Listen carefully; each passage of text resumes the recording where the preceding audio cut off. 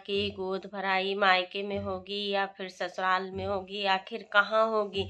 क्योंकि रंजना की गोद भराई का टाइम आ गया है। Hi friends, welcome back to my YouTube channel. कैसे हैं आप सभी? आई होप आप सभी अच्छे होंगे। तो फ्रेंड्स, अगर आपने मेरे चैनल को सब्सक्राइब ना किया हो तो आप लोग मेरे चैनल को सब्सक्राइब कर दीजिएगा। बेल आइकन के बटन को प्रेस करना मत भूलिएगा। जैसा कि अप्सरा मॉम ने अपने वीडियो में बोला है कि रंजना की गोद भराई हम बहुत ही धूमधाम से करेंगे। अब रंजना की ये बात होती है, मतलब कि रंजना की जो गोद भराई है वो कहाँ से होगी। एक चीज़ हमने इनके परिवार में देखी है कि जो प्रिंस है उसका ही पूरे घर में चलता है। प्रिंस के कहने का मतलब है, प्रिंस ने मतलब अपनी माँ को भी नहीं छोड़ा। प्रिंस के कहने का मतलब है कि जब भैया भाभी का कोई भी फंक्शन होता है तो बहुत शांति से होता है, कोई भी अड़चन सामने नहीं आती है। बट हमारी खुशियों में पता नहीं किसको कितनी प्रॉब्लम होती है। हमारी खुशियों से सभी लोग जलते हैं और हमारी खुशियाँ किसी को देखी नहीं जा सकती हैं, चाहे वो घर हो या बाहर हो। तो ऐसा नहीं है प्रिंस, ऐसा बिल्कुल भी नहीं है जैसा आप सोच रहे हैं ना, वो आपकी सोच गलत है। देखो, जो सचिन और मनीषा हैं उनको किसी से कोई भी चीज़ पूछने की ज़रूरत नहीं होती है। हमने ऐसा देखा है, हमेशा इनके हम ब्लॉग देखते हैं, उस ब्लॉग में यही देखते हैं कि सचिन मनीषा किसी से कुछ नहीं पूछते हैं। उनको कोई भी फंक्शन करना होता है वो डायरेक्ट अपना सब कुछ कर लेते हैं।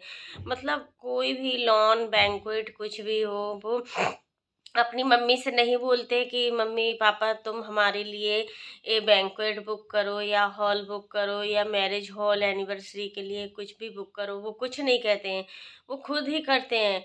तो भैया तुम भी और अप्सरा मोम से यही बोलते हैं कि मम्मी पापा तुम्हें कुछ करने की ज़रूरत नहीं है, बस तुम चले आना है। तो ऐसे में माँ बाप क्या बोलेंगे?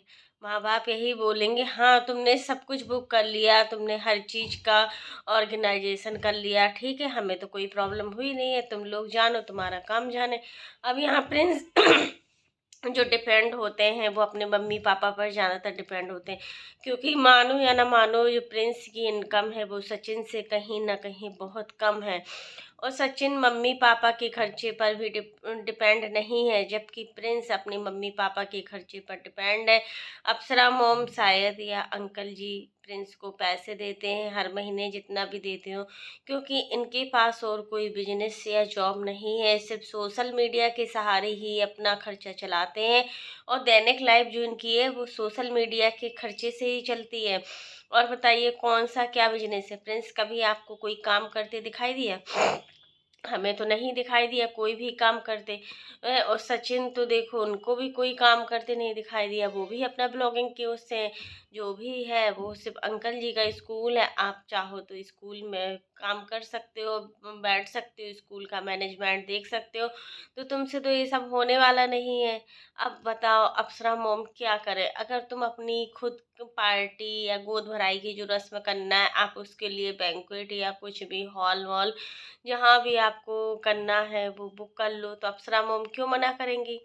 वैसे भी अप्सरा मोम ने कुछ नहीं बोला है, अप्सरा मोम ने यही बोला है तुम्हें जो करना है तुम करो, बट हम अच्छे से करेंगे। ऐसा नहीं है कि हम अच्छे से नहीं करेंगे, सब कुछ अच्छे से होगा। लेकिन प्रिंस पता नहीं घर की छोटी छोटी बातों को बाहर लाता है, हर बार कंट्रोवर्सी करने का उसका मन ही भरा होता है। अब देखो, रंजना का शायद 7 मंथ कंप्लीट हो गया है, गोद भराई का टाइम नज़दीक आ रहा है। पूरा प्रेगनेंसी जर्नी रंजना ने अपने मायके में निकाली, और सही है, मायके में निकालना। अप्सरा मोम ने भी बोला एक दिन अपने वीडियो में, यहाँ पर 4-4 5-5 बच्चे हैं, 8-8 9-9 लोगों का खाना पीना है, बहू है, काम तो करना ही पड़ेगा। बिना काम करे तो चलेगा नहीं। फिर रंजना कहे कि लो हमारी पूरी 9 महीने की प्रेगनेंसी जर्नी ही खराब हो गई। वहाँ पर मायके में मम्मी है, बहनें हैं, सब सभी लोगों का सपोर्ट है। और देखो एक चीज़, मायका मायका ही होता है, ससुराल ससुराल ही होता है।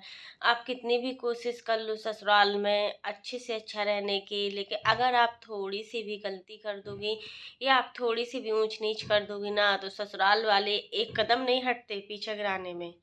ससुराल वाले और आगे बढ़ते हैं, उनको लगता है कि हमारी बहू से गलती कैसी हुई। और अगर मायके में अगर एक गलती भी हो जाती है ना, तो मायके वाले अपनी बेटी की हंसी नहीं उड़ाते हैं, अपनी बेटी को 4 जगह नहीं घुमाते हैं कि 4 जगह उसकी बदनामी करें। हर जगह बदनामी ही बदनामी, हर जगह बदनामी ही बदनामी।